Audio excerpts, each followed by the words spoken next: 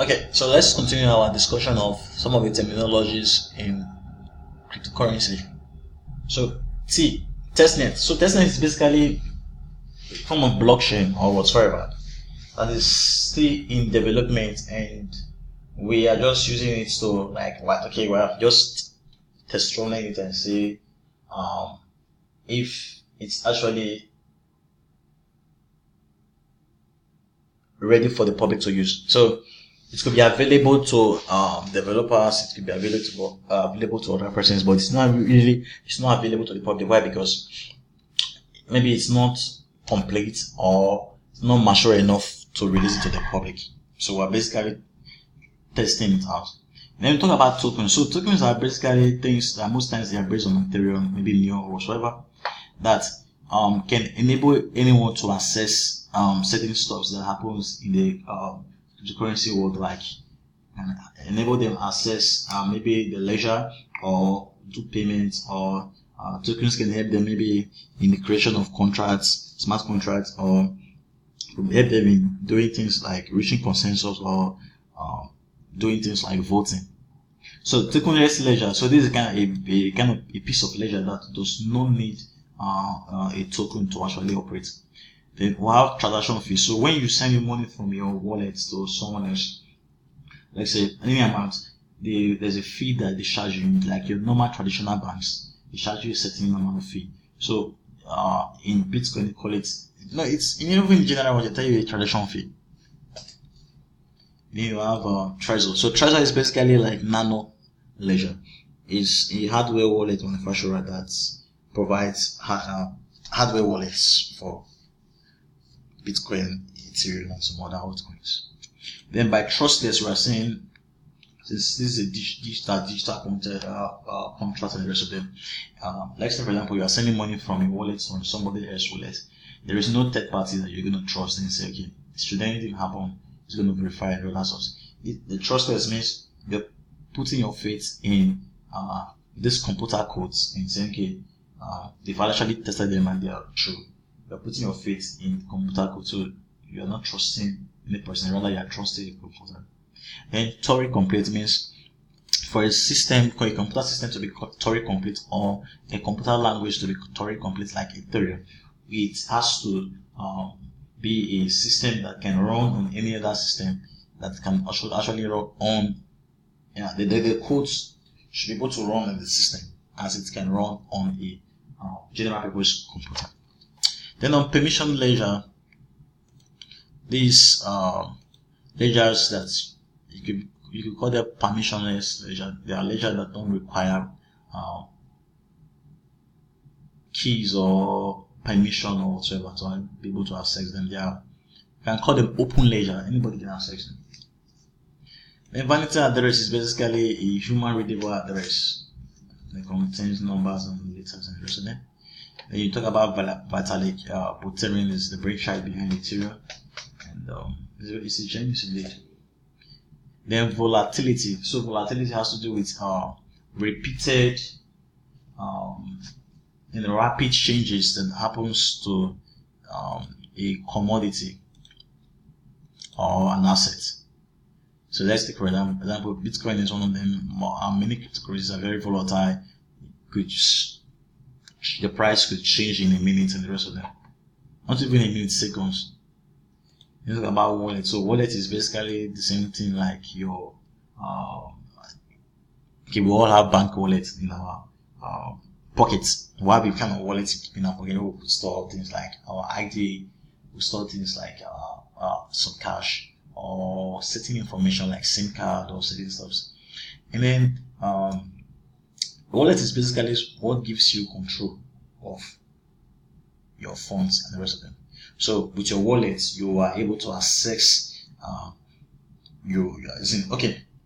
Let me put this very simple. Wallet is a piece of software that enables you to access the blockchain in certain dimensions, like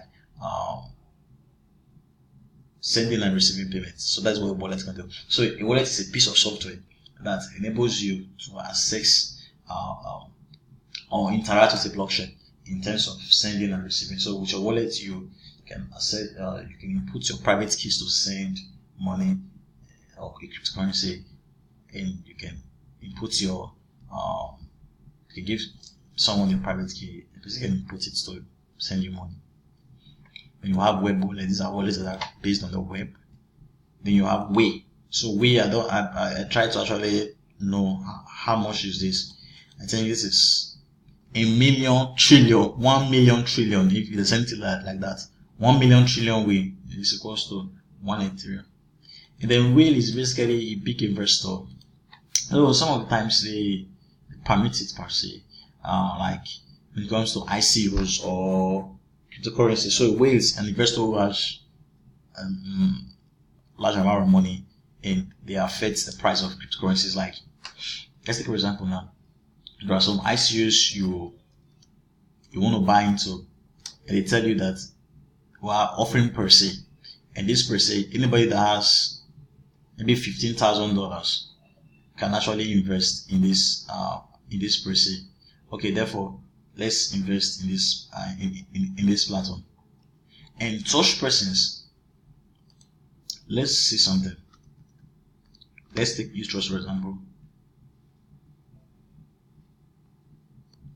So a platform like Trust, when they are offering their ICO, they tell you, okay, if you have $15,000 or $10,000 or any amount, tens of thousands, will give you we'll sell this token for you, because those that bought into the ICO, they bought into the ICO at 0.065, but those that got into the per se at 1 cent, and with some extra bonus. So meaning you're having a total supply of 500 million.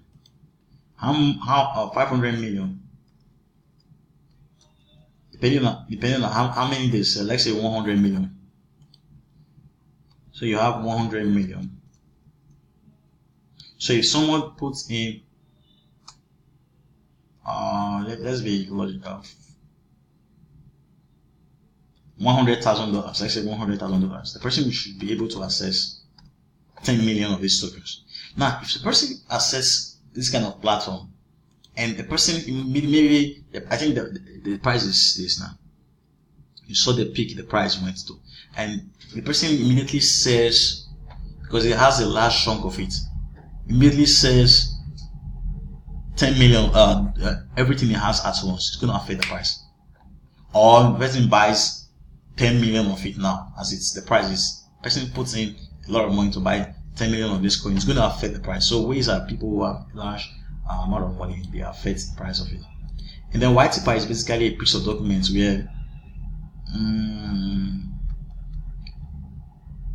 is a Whitepaper now. So a Whitepaper is basically a piece of document that gives an overview of what a company is up to. It could involve technical aspects, it could involve the roadmaps, it could involve the team, it could involve maybe the business modus operandi of the business, and then it can include many things. So a Whitepaper is basically a document a company or cryptocurrency venture puts up together, and a company, an individual or an investment firm can actually study and know what to make of it. And then you have zero confirmation transactions. So it's basically when you send your money from your BTC wallet to, or any currency wallet to another person. Let's say for example you're sending your money, you want to redeem your BTC to USD because you needed money to buy something. Or let me make a very quick example. Like you want to make a micro transaction and you're sending BTC to a person who is selling coffee. So zero confirmation transaction is basically when that what you actually sent has not yet been confirmed, has not yet been verified. So the confirmation for that transaction is still because it has not given certain transaction. I think there was a day I wanted to send I needed some money, and I sent my BTC to an exchange and they would redeem and give me fiat. It took hours, and I was contacting them. I said, "Haven't you guys received my money, my BTC?" They said no, but that they are going to pay as soon as they receive just one confirmation. So as when I was talking to them, in a period of over 8 hours, they've not yet received one confirmation. Now, zero knowledge proof is basically a system where we validate a transaction is we prove that the transaction is actually true, but with zero knowledge. So zero knowledge means that it's in a private stock that no other person can actually get access to it. That okay, you want to verify and say a confirmed transaction. You cannot confirm a transaction. It's a transaction that is confirmed, but in a system where nobody have the knowledge of how or who and what it belongs to. Nobody have prime access to it. And then 51% attack has to do with a system where a person has maybe large access to maybe maybe has mining pools and the rest of that, and wants to influence or play some fraud in the system. So in the next video, I'll be releasing stuff like we'll be discussing some attacks that happens with cryptocurrencies, like 51% attack, Fini attack, and many other attacks that actually happen in the system. So you want to keep your eye on all this. Thank you very much.